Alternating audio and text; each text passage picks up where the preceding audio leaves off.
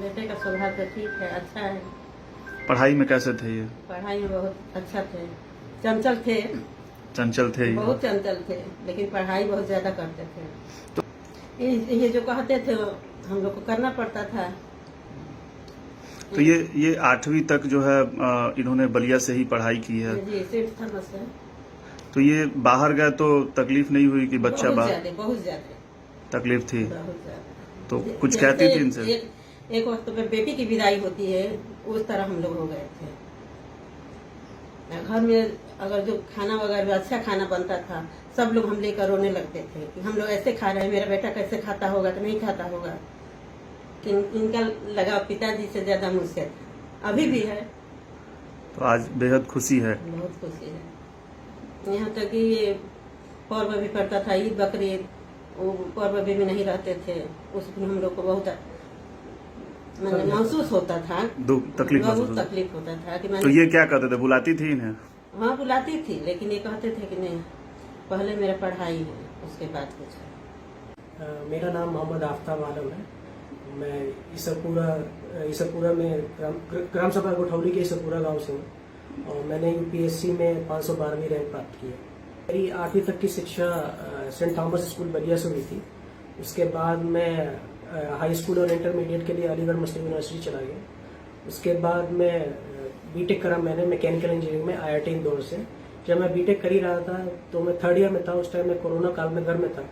तो मुझे एक इच्छा हुई कि यूपीएससी में की परीक्षा देने की, इसलिए मैं यूपीएससी की परीक्षा देने के लिए आ गया।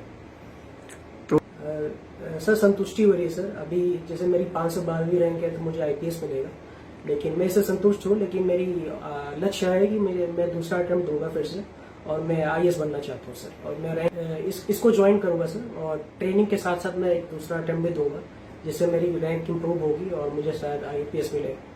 इस पर सर कमी तो मुझे भी महसूस होती थी घर के, सबसे पहले घर के खाने की वजह से।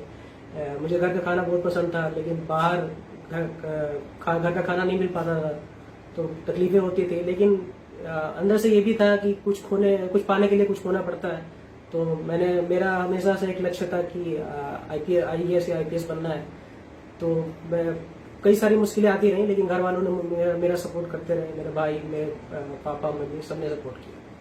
मेरी थोड़ी तबीयत खराब हो गई थी जब एग्जाम दे रहा था तभी, तो लेकिन घर वालों ने मुझे संभाल लिया था। मैं दवाई भी खाया था तो सब सही हो गया था। होता था कोई परेशानियां आती थी, जैसे हमारा प्रैक्टिस टेस्ट होता था, हम प्रैक्टिस टेस्ट देते थे तो कभी मार्क्स कम आ जाते थे, तो ऐसा कभी कभी लगता था कि कहीं गलती तो नहीं कर दी इसमें आके, कहीं ज्यादा टाइम तो नहीं लग जाएगा। लेकिन फिर भी ये उतार चढ़ाव तो आते रहते हैं जीवन में, लेकिन मैंने कभी हार नहीं मानी और मेरा आंख लक्ष्य पे ही था, इसलिए मैं कामयाब रहा। तो श्रेय मैं अपने परिवार, माता पिता, भाई को, और मेरे दोस्त भी हैं जो मैं दिल्ली में था तो उन्होंने भी मेरी काफी मदद की। परिषद मेरा नाम मोहम्मद महताब आलम है।